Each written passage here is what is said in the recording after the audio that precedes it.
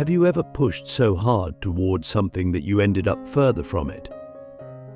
That strange moment when the more intensely you try, the more tangled things become, your thoughts grow heavier, your body stiffer, your decisions clouded by the very urgency you hoped would move them forward. We've all been there, and yet the dominant culture keeps screaming, grind harder, hustle longer, chase relentlessly. But what if all that pressure is exactly what's keeping you weak? What if Musashi, a warrior who fought over 60 undefeated duels, who mastered the sword not just through force but through stillness, discovered something most people still miss?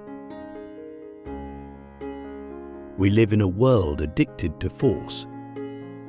Not just physical force, but psychological effort. The constant mental push to be better, faster, more. We mistake strain for commitment. We think tension equals progress.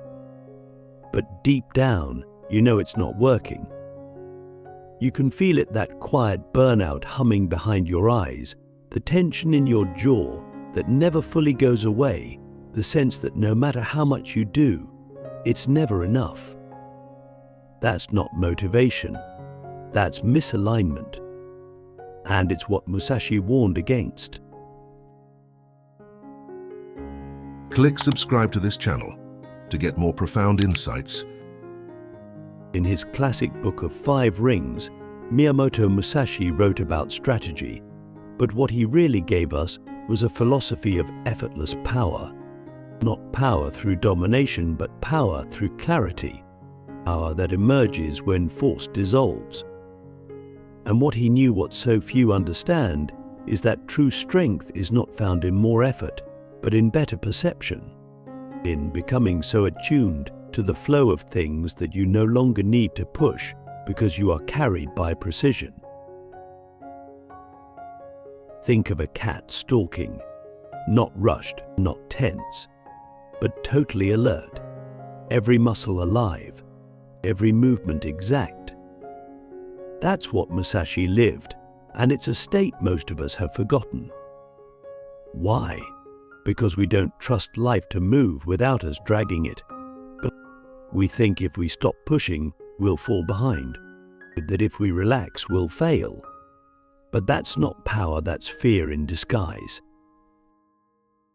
Ask yourself, where in your life are you pushing so hard that you become blind? Where has your effort turned into resistance? What would it feel like to let go just a little, not to give up, but to make space for insight? Musashi's genius wasn't just that he could kill with a sword, it was that he understood the mind behind the sword. He knew that if your mind is cluttered, your body hesitates. If your body hesitates, you lose.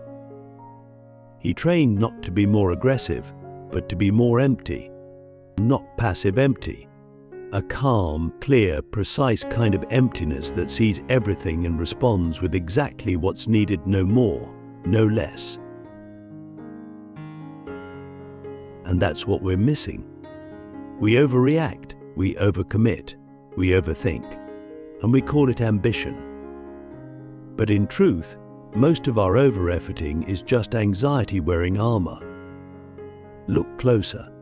Why are you working so hard? Who are you trying to prove yourself to? What fear is driving your urgency? Be honest, because that's where the shift begins, not in working harder, but in seeing deeper.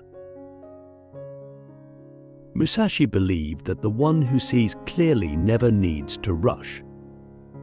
That mastery isn't about doing more, but about doing less with greater impact. And this isn't some abstract Zen fluff. It's practical, testable, brutally honest philosophy. Try it.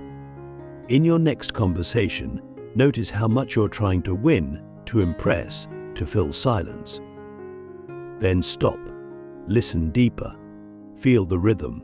But you'll notice something: the less you try to control, the more influence you actually have. This is Musashi's paradox. The one who forces the world gets resistance. The one who flows with the world moves through it like wind through trees, unseen but unstoppable. But to flow like that requires one thing most people run from: inner stillness. You cannot perceive reality clearly if your mind is noisy. You cannot respond skillfully if your ego is screaming. That's why Musashi spent time in solitude.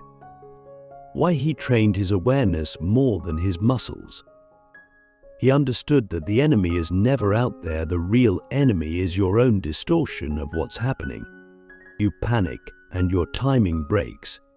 You overthink and the moment passes. You clench and your aim falters. So ask yourself now, where are you clenching in life? What goal are you trying so hard to achieve that you've lost the ability to see clearly? Where have you confused tension with action? Let's be blunt. Most people don't actually want mastery, they want control. But control is brittle. The moment reality shifts, control shatters. Mastery, on the other hand, adapts, or it bends. It doesn't demand that the world fit a plan, it listens to what is and moves accordingly. That's why the most powerful people often look like they're doing nothing. They wait, they watch, then they act with one clean strike. That's the essence of Musashi's art, not swinging wildly, but cutting once, with complete presence. And you can live this way, not in battle, but in conversation, in relationships, in business, in creativity, anywhere you find yourself tensing up, trying to push, trying to prove. You can pause. You can breathe. You can step back into clarity. And from that space you will know exactly what to do next. Not because you forced a decision, but because the right move revealed itself. This is why Musashi said, "Do nothing that is of no use." Every useless movement, every unnecessary word, every moment of forced effort, it's waste. It's noise. It clouds perception. So the path to effortless power begins not by doing more, but by stripping away the extra, the overthinking, the emotional clutter, the pretending. And when that falls away, what's left is a kind of quiet strength, the kind that moves mountains without noise. But don't get me wrong, this path isn't soft. It takes discipline to stop pushing. It takes courage to do less. In a culture obsessed with more, you will look lazy or passive or strange. But you're not. You're playing a deeper game. One where success is not measured in noise, but in impact. And impact only happens when action meets clarity. So start small. Pick one area of your life, your work, your health, your art, your relationships, and ask, what if I stopped pushing so hard here? What if I trusted the process more than my fear? What would it feel like to move from presence instead of pressure? Try it. You might feel uncomfortable at first. You might fear losing control, but stay with it. Keep showing up, keep simplifying, keep listening, and something remarkable will happen. Things will start to move, not chaotically, not by force, but with precision, with grace, with power. Because Musashi wasn't trying to win duels, he was trying to become someone who couldn't be shaken. And that's the real lesson. Effortless power isn't about overpowering others. It's about becoming so aligned with reality that you move through the world untouched by its noise. You become the still point in the storm. You become, as he wrote, the immovable mind. And so I ask you now with complete sincerity, What part of your life could be radically transformed, not by doing more, but by doing less with deeper presence? What would it look like to become still inside, even as the world around you moves at chaos speed? And who would you be if you stopped pushing? You've heard it your whole life: don't stop. You keep pushing, never quit. And maybe for a while, that mantra got you results. You worked harder, stayed later, pushed through the pain. But now something strange is happening. You're doing all the right things, and yet it feels like something's missing. Like all that effort is costing more than it's giving. You're exhausted, anxious, and more disconnected from yourself than ever before. And here's the hard truth: it's not because you're not trying hard enough. It's because you've mistaken force for flow, tension for clarity, and movement for mastery. Stillness isn't the opposite of strength. Stillness is where strength becomes focused.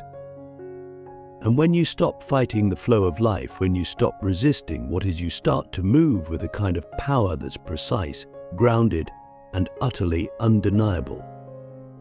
You move like water, and when the time is right, you strike like lightning. Let's break this open. In nature, the most powerful forces don't move frantically. The river carves canyons not through struggle, but through persistence and alignment. The tiger doesn't chase every movement in the forest. It waits, watches, and acts only when the moment is perfect. That's not passivity, it's wisdom. And wisdom, in a world addicted to noise, is the rarest form of power. Most people are so desperate to move, to act, to fix, that they skip the one thing that matters most: perception. Musashi understood this deeply. He trained not just to act swiftly, but to see clearly, to feel the rhythm of the world so intimately that action became an extension of awareness, not a reaction to panic. How often do we react, not because it's the right time to act, but because we can't stand the tension of waiting? That tension, that urge to fix things before they unfold, is rooted in our inability to tolerate uncertainty, that we confuse discomfort with danger. But discomfort isn't danger, it's information. It's your body and mind saying, stay here, something important is happening. Don't run. And if you can stay, if you can resist the urge to escape, that discomfort becomes clarity. Stillness becomes precision. You begin to respond, not from fear, but from presence. But that takes practice. Our nervous systems are trained to jump, to scroll, to run. And to rewire that, you have to begin by trusting stillness. Sit in silence. Watch your thoughts, watch your urges. Notice how quickly the mind demands resolution. Then don't give it. Just breathe. Just be. This is not doing nothing. This is learning to hear the quiet signal beneath the noise. It's where your deepest knowing lives.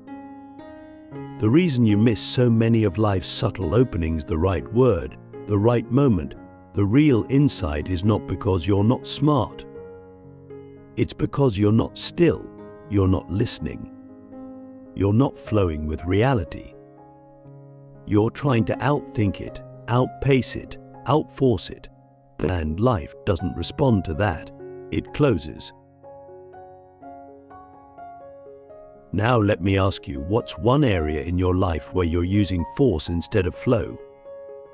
Is it a relationship where you keep trying to change someone who doesn't want to change? Is it a dream where you're burning yourself out trying to make it happen faster than it's ready? Is it your own emotions where you keep trying to be better instead of being real? The moment you drop that resistance, even for a second, something changes. The muscles unclench, the breath deepens, And in that space, reality begins to move toward you. Not because you gave up,